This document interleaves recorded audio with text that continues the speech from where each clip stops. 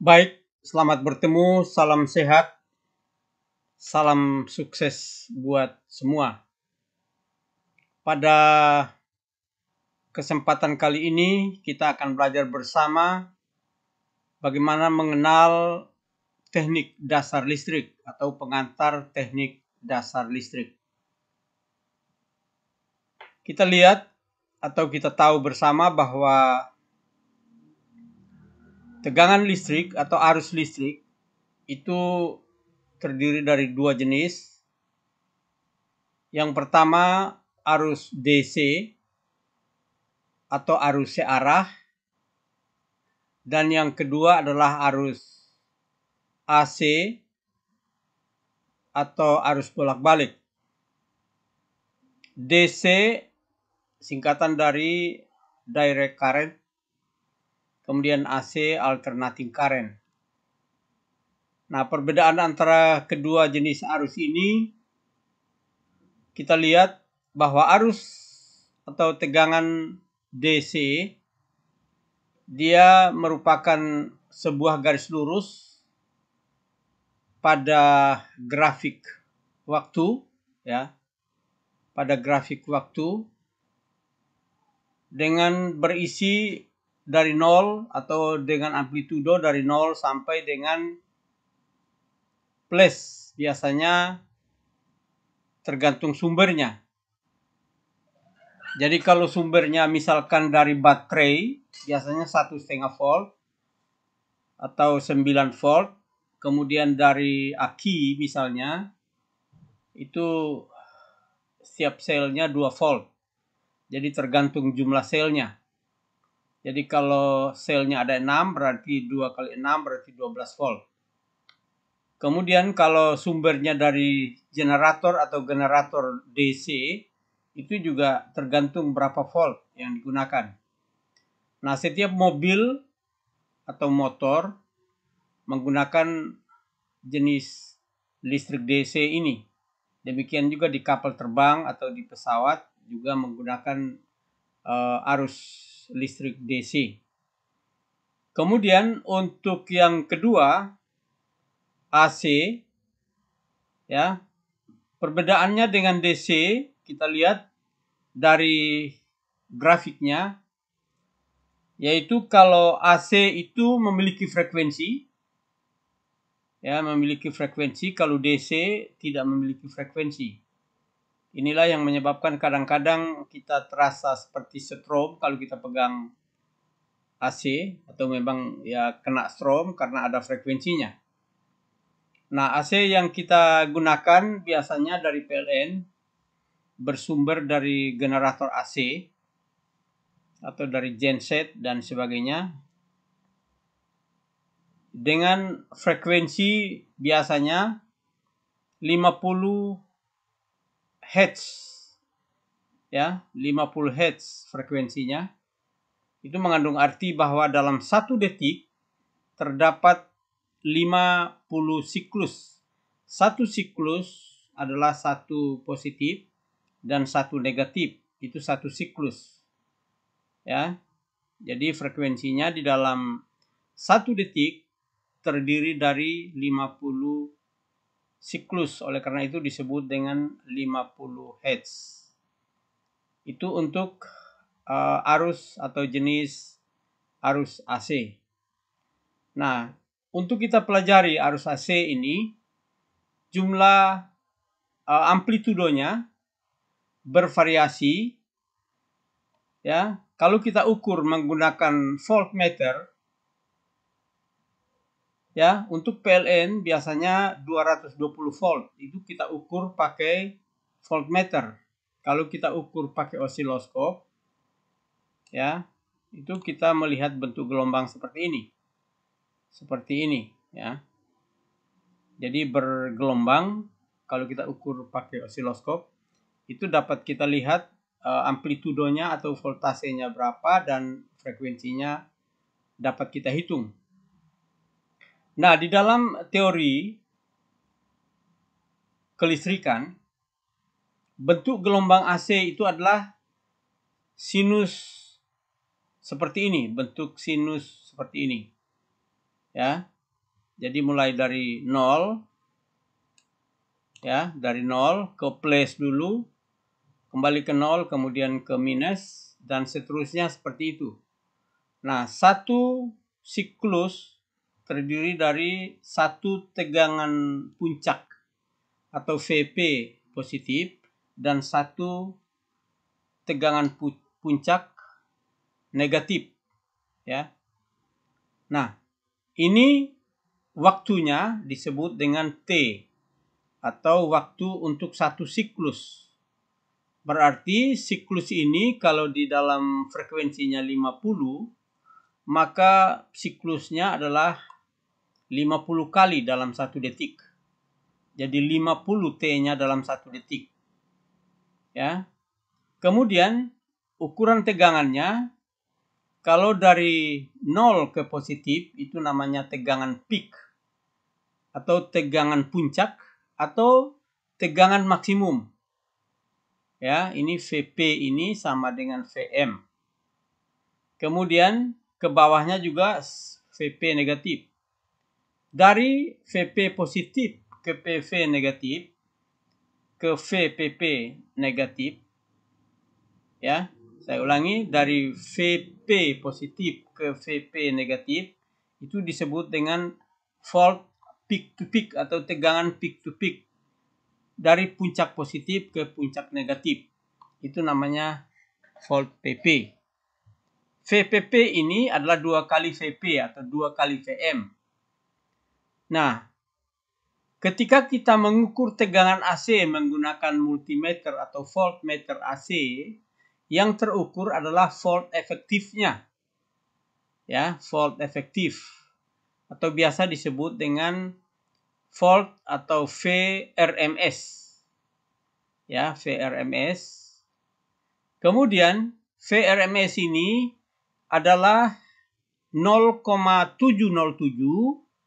dari tegangan puncak atau tegangan maksimum. 0,707, ya. Kemudian selain tegangan efektif, ada juga tegangan rata-rata. Tegangan rata-rata ini ketika diarahkan atau disearahkan menggunakan dioda, itu menjadi tegangan DC. Tegangan DC-nya adalah sama dengan tegangan rata-rata. Tegangan rata-rata itu adalah 0,636 kali dengan VP. 636 kali VP itu tegangan rata-rata. Kalau 0,636 kali VP itu tegangan rata-ratanya. Kalau tegangan efektifnya 0,707 kali tegangan maksimum atau tegangan peak. Nah, untuk waktunya, ya, untuk waktunya kalau ini digambarkan dalam grafik fungsi waktu, ya, yang horizontal ini adalah fungsi waktu, ke atasnya adalah fungsi amplitudo atau volt. Maka untuk satu siklus ini disebut dengan T. T itu rumusnya adalah 1/F. Jadi T kita bisa hitung dalam detik. Kemudian F itu dalam hertz, volt dalam volt. Ya. Sehingga kalau T sama dengan 1/F, berarti 1/50 hertz. Sehingga berapa detik dapat kita hitung. Nah, inilah sebenarnya pengetahuan dasar tentang satuan-satuan dalam listrik AC. Ya. Jadi dalam listrik AC itu ada volt peak to peak, kemudian ada volt maksimum atau volt peak, kemudian ada volt efektif atau volt RMS, kemudian ada volt rata-rata. Volt RMS itu adalah singkatan dari root mean square, ya, yaitu sama dengan tegangan efektif sama dengan 0,707 kali VM atau VP sama dengan 220 volt. Karena ini diukur menggunakan voltmeter AC. Jadi yang kita ukur 220 volt dari PLN itu adalah tegangan RMS-nya. Nah, dari tegangan RMS tersebut, ya, kita lihat rumusnya. V RMS sama dengan V efektif atau volt yang diukur oleh meter AC itu sama dengan 0707 ya. 707 kali dengan tegangan maksimum ya. Kali dengan tegangan maksimum. Sehingga dapat dihitung berapa volt efektifnya atau volt maksimumnya atau volt peaknya dapat kita hitung. Kenapa? Karena rumusnya adalah volt efektif sama dengan 0,707 kali dengan Vm. Sehingga Vm-nya bisa kita hitung karena V efektifnya sama dengan 220 volt. Ya. Jadi Vm-nya kita bisa hitung sama dengan berapa. Ya, nanti tinggal dihitung saja ini berapa. Kemudian V rata-ratanya juga sama dengan 0 atau 0,636 kali dengan Vm.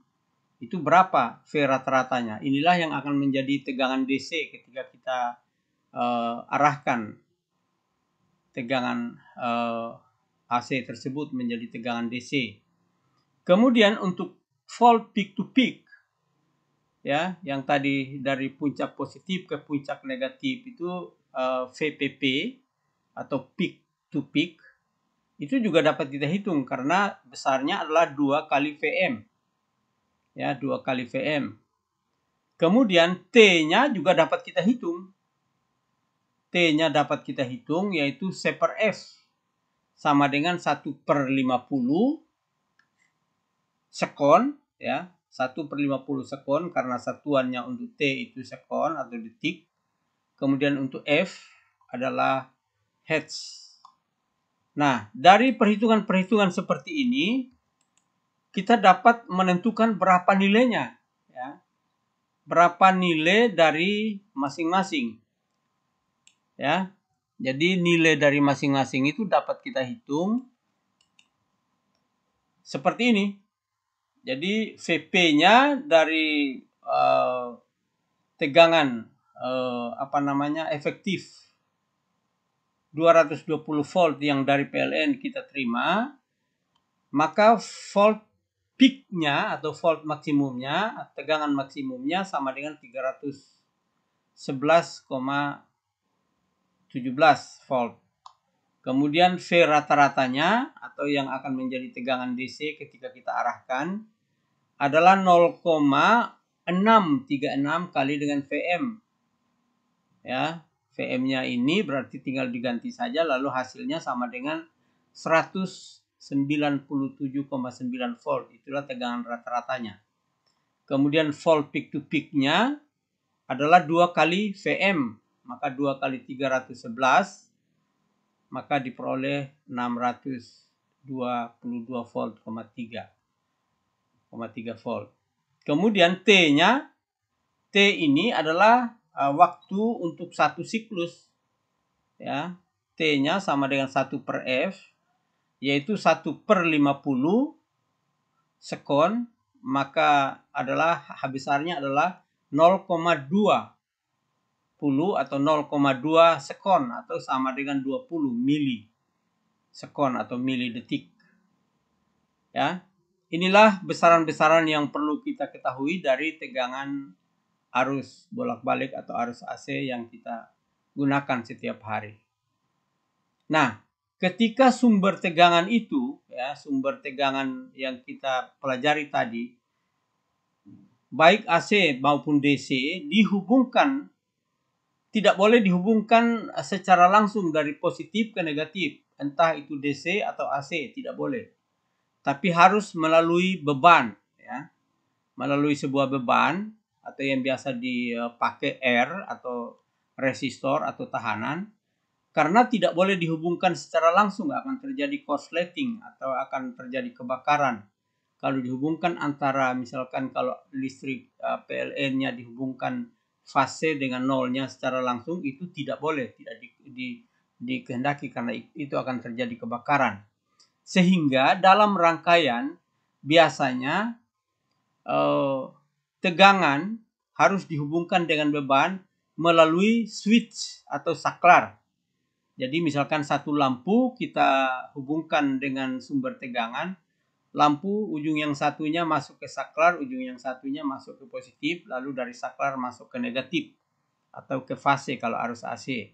Seperti itu rangkaiannya. Jadi ini merupakan rangkaian yang dianjurkan atau yang dikehendaki di dalam menggunakan rangkaian listrik. Jadi listrik sumber tegangan tidak bisa dihubungkan secara langsung. Sekali lagi, tidak bisa dihubungkan secara langsung. Nah, dengan demikian, kalau dihubungkan dengan beban seperti rangkaian ini, sangat sederhana. Ada tegangan, misalkan kita ambil sekian volt tegangannya, ya. Kalau untuk DC, ini simbolnya simbol DC, simbol tegangan DC. Misalkan tegangannya 5 volt misalnya, dengan R-nya misalkan 1 ohm, ya, maka arusnya dapat dihitung, arus yang melalui. Nah, apa itu arus? Arus itu adalah pergerakan dari negatif baterai ke positif baterai di dalam baterai atau di dalam generator. Tapi kalau di luarnya adalah dari positif ke negatif. Ya. Jadi dari positif ke negatif yang kita tahu di luar. Kalau di dalamnya sesungguhnya dari negatif ke positif. Nah, ini dengan kita mengetahui bebannya berapa, sumber tegangannya berapa, maka arusnya dapat kita hitung. Karena arus itu menggunakan hukum Ohm, ya, menggunakan hukum Ohm, R adalah V per I, ya, atau dengan kata lain, jadi seperti misalnya ini, R, ya, R ini, ya, adalah V per I, ya, R sama dengan V per I. Inilah sebenarnya dasarnya hukum Ohm. Kenapa dipakai R sama dengan V per I? Karena hukum Ohm itu untuk tahanan. Sehingga kalau rumus ini V sama dengan I kali R, ya benar juga. Karena pada dasarnya V sama dengan I kali R, kalau R sama dengan V per I, tinggal dibolak-balik saja. Sehingga satuan dari V-nya adalah tegangan, volt, kemudian I-nya adalah kuat arus, yaitu ampere, ya, sekali lagi, V itu volt, I itu arus atau ampere, kemudian R itu hambatan atau beban atau tahanan, satuannya adalah ohm. Ya, jadi ini hukum ohmnya, R sama dengan V per I. Nah, dari sejumlah ini masih ada yang harus kita hitung, misalnya tinggal dibolak-balik. Kalau diketahui R-nya dengan V-nya, maka I-nya bisa dihitung. Kalau diukur I-nya, misalkan I-nya kita potong di sini salurannya, lalu kita hubungkan dengan ampere meter, lalu I-nya kita ketahui, kita tinggal hubungkan, kita tinggal cari tahu saja R-nya adalah sekian, misalnya, dengan menggunakan rumus dasar ini. Inilah dasar-dasar rumus yang digunakan untuk perhitungan-perhitungan rangkaian baik DC maupun AC. Walaupun kalau AC itu ada rangkaian RLC-nya, ya. Kalau DC ya cukup dengan R saja.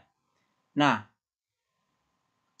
garis besar dari rumus ini kita buat semacam lingkaran ini, lalu kita tuliskan rumusnya. Kita dapat menghitung, memanipulasi dari rumus dasar ini. Kita dapat menghitungnya, kemudian ditambahkan dengan P. P itu adalah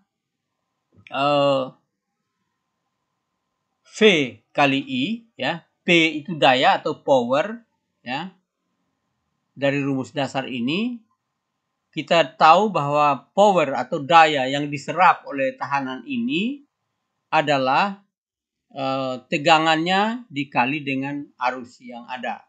Diperolehlah daya atau P yang ada pada tahanan ini.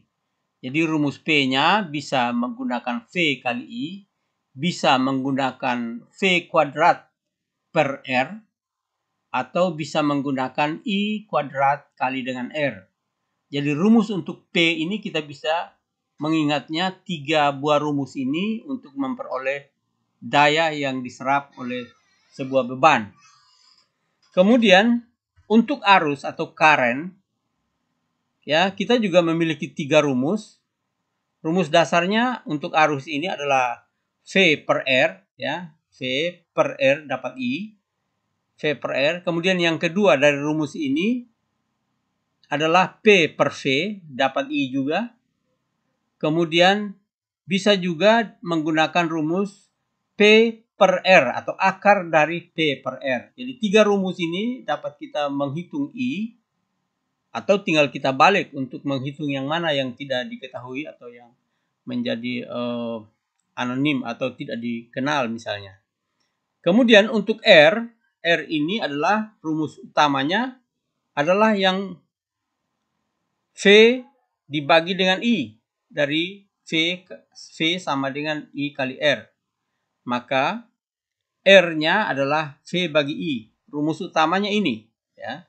Kemudian dari rumus P kita juga peroleh, ya, dari rumus P yang ini, ya, kita juga bisa menghitung R dengan menggunakan V kuadrat. V ini berapa, kemudian dikuadratkan di pangkat 2, lalu dibagi dengan P. Atau bisa juga kita menggunakan P dibagi dengan I kuadrat. I arus yang melewati saluran ini. Ya, bagaimana cara mengukur arusnya? Ya bisa kita ukur juga dengan memutus sambungan ini lalu dihubungkan kedua terminal ampermeternya. Demikian juga untuk rumus yang lain. Rumus V misalnya. V itu adalah I kali R. Yang ini rumus dasarnya. I kali R. Tapi dari rumus P juga dapat kita hitung V sama dengan akar dari P kali R. Ya, dari rumus P ini. Ya, karena kita untuk menghitung V-nya dengan dari rumus ini juga bisa kita gunakan rumus ini, yaitu akar dari P kali R. Atau juga P per I. Ya.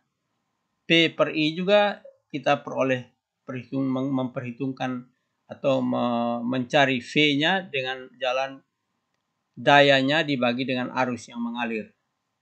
Nah, rumus dasar inilah yang kita kenal dengan teknik dasar listrik.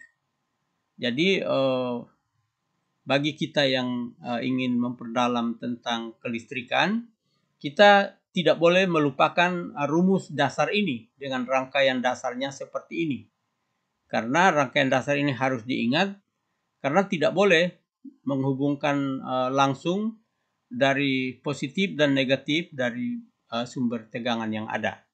Inilah yang dapat kita jelaskan pada perkenalan pertama teknik dasar listrik kali ini. Nah, untuk memperdalamnya, bisa saja kita membuat rangkaian-rangkaian lampu sederhana misalnya, bagaimana memasang lampu, bagaimana menghitung arus, bagaimana membuat seri paralel dari tahanan, seri paralel dari sumber tegangan, dan sebagainya. Itu tinggal kita membuat rekayasa-rekayasa untuk memperkaya ilmu kita tentang kelistrikan.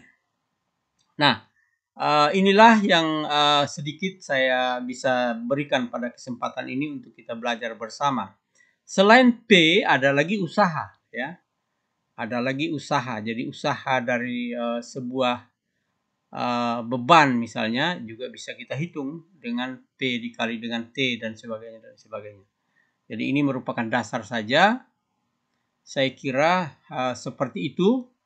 Dan kalau ingin perdalam bagaimana memasang lampu, bagaimana memasang MCB dan sebagainya, bagaimana membuat instalasi lampu-lampu sederhana, lampu penerangan atau instalasi daya dan sebagainya, kita tinggal memperdalamnya walaupun kita bukan ahli jurusan listrik atau ahli listrik atau jurusan program kelistrikan misalnya seperti itu. Jadi MCB itu singkatan dari Miniature Circuit Breaker, ya. Ya, saya kira demikian. Ya, mudah-mudahan buat kita berguna. Dan ketika masih ada pertanyaan, bisa membuat atau menyampaikan pertanyaannya lewat kolom komentar pada channel YouTube saya. Saya kira demikian. Mudah-mudahan berguna. Selamat belajar buat semua. Semoga sukses.